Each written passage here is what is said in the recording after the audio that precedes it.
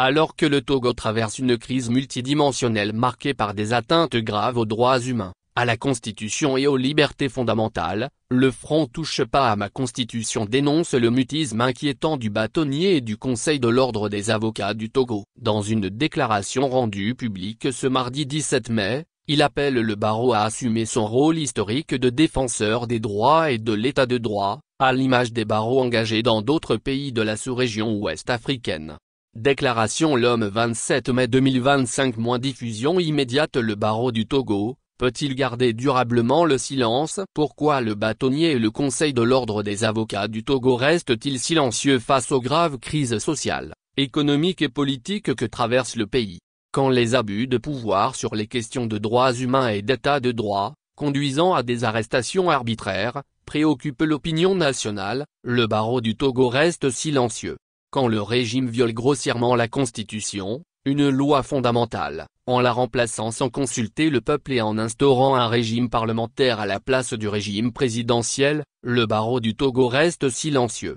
Quand les questions de corruption sont soulevées, comme les cas de la gestion des fonds Covid révélés par la Cour des comptes, le scandale du pétrole-gaz mis au grand jour par le journal L'Alternative, les rapports de la Cour des comptes qui mettent en évidence de graves irrégularités sur l'exécution du budget d'État, le barreau du Togo reste silencieux. Quand les citoyens sont opprimés, arrêtés, torturés et jetés en prison pour leurs opinions politiques, pour avoir exercé ou voulu exercer, ou jouir d'une liberté constitutionnelle, le barreau du Togo reste silencieux. Quand le pouvoir interdit aux partis politiques et aux organisations de la société civile d'exercer leurs droits de réunion et de manifestation, le barreau du Togo reste silencieux. Quand le colonel Toussaint Bitala Madjleba est sauvagement assassiné dans ses bureaux, ce qui a traumatisé tous les Togolais, le barreau du Togo reste silencieux.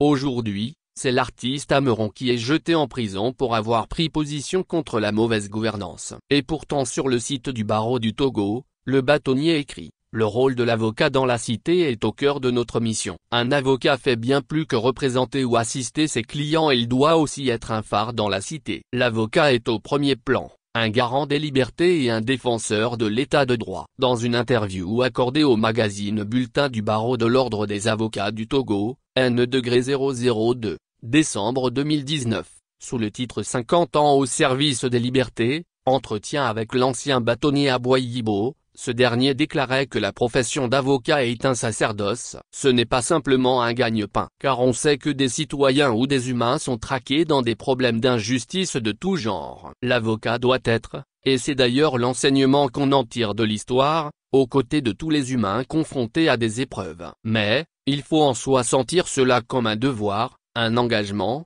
une prise de conscience. C'est effectivement ce qu'on observe dans les autres pays de la sous-région. Au Bénin, le barreau prend position chaque fois que nécessaire, comme dans les cas de l'affaire Stevamoussou enlevé à Lomé au Togo et celle de l'attentat à la sûreté de l'État impliquant Olivier Boko et Osvaldo Meli. Au Burkina Faso, suite à l'enlèvement de l'avocat Guy Hervé Kam par les forces de sécurité, le barreau du Burkina Faso a produit une déclaration déplorant les atteintes aux droits de l'homme et condamnant avec fermeté le refus d'exécuter des décisions de justice. Au-delà de la déclaration, le barreau organise une conférence de presse pour dénoncer tous les cas considérés comme des enlèvements opérés par les forces de l'ordre. L'Union des jeunes avocats du Burkina, UJAB, s'est à plusieurs reprises exprimée publiquement sur la situation sécuritaire et des droits humains du pays, et a appelé le gouvernement et les pouvoirs publics au respect strict de la loi.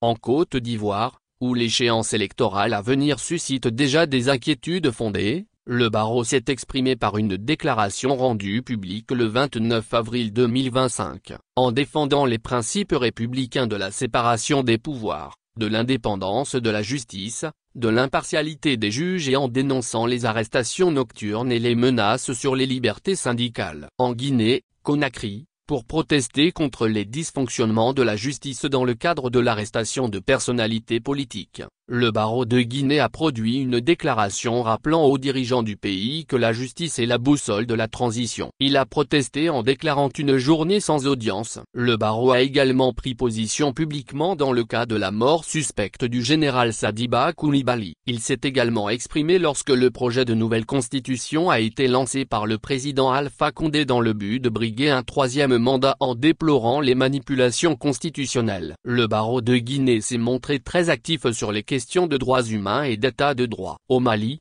suite à la rupture de l'ordre constitutionnel en 2020, le barreau du Mali a diffusé une déclaration sur la situation sociopolitique, en soulignant que le destin du Mali ne se réalisera ni dans la ruse ni dans l'invective et l'insouciance. Plus loin, il souligne que fort de son rôle historique dans l'avènement et la consolidation de la démocratie et de l'état de droit au Mali, le barreau du Mali s'est toujours inscrit dans la promotion, la protection de la défense des droits et des libertés fondamentales. À différentes reprises, et tout récemment le 9 mai 2025, le barreau du Mali a émis des avis exhortant fortement les pouvoirs publics à prendre des mesures adéquates pour garantir les libertés individuelles et collectives, préserver la paix sociale et l'ordre public dans l'intérêt supérieur du peuple malien. Au Niger, le barreau s'est exprimé dans une déclaration suite à la rupture de l'ordre constitutionnel. Il appelle à la restauration rapide de l'ordre constitutionnel et s'oppose à toute attaque militaire extérieure. Puis il a affirmé qu'aucune dérogation tendant à remettre en cause le principe de la séparation des pouvoirs,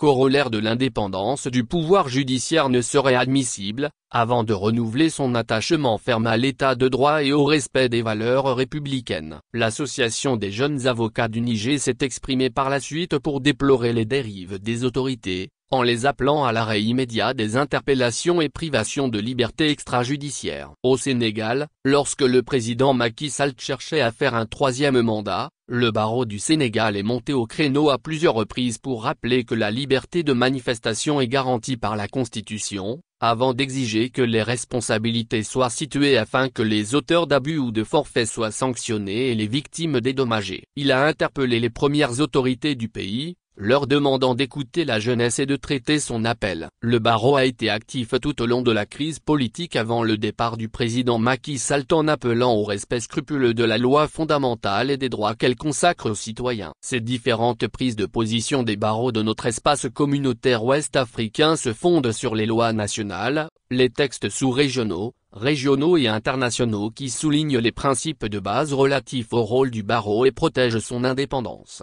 Dans les principes de base relatifs au rôle du barreau adoptés en septembre 1990 à La Havane, au Cuba, par les Nations Unies, il est indiqué que les pouvoirs publics et les associations professionnelles d'avocats promeuvent des programmes visant à informer les justiciables de leurs droits et devoirs au regard de la loi et du rôle important que jouent les avocats quant à la protection de leurs libertés fondamentales. Le but étant de créer les conditions nécessaires au maintien de la justice et d'encourager le respect des droits de l'homme et des libertés fondamentales pour tous, sans distinction de race, de sexe, de langue ni de religion. Dans son protocole additionnel sur la bonne gouvernance et la démocratie, adopté à Dakar au Sénégal en décembre 2001, la Communauté économique des États de l'Afrique de l'Ouest, CEDEAO, a élevé le principe de l'indépendance et donc de la liberté des barreaux au rang des principes constitutionnels communs à tous ses États membres.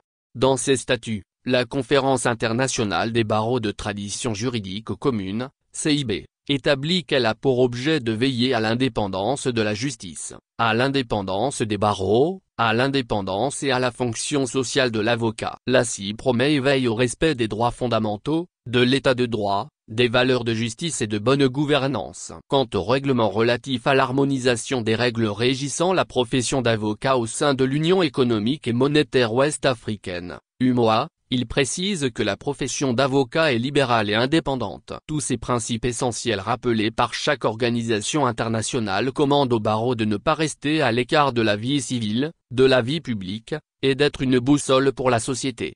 Le front touche pas à ma constitution constate avec amertume et déplore le silence de l'ordre des avocats du Togo, ainsi que de son bâtonnier, sur la situation socio-politique du Togo et ses répercussions néfastes sur les droits de l'homme, l'état de droit et les principes et valeurs républicaines. En conséquence, le front touche pas à ma constitution interpelle vivement le barreau du Togo sur sa responsabilité d'être un phare dans la cité, comme l'a si bien rappelé le bâtonnier.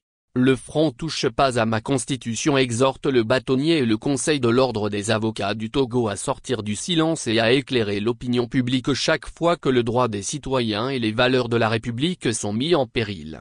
Le front touche pas à ma constitution à fois que, pour l'histoire de la nation et la défense des droits des citoyens, le bâtonnier et le conseil de l'ordre des avocats du Togo seront du côté des valeurs, du droit et du peuple.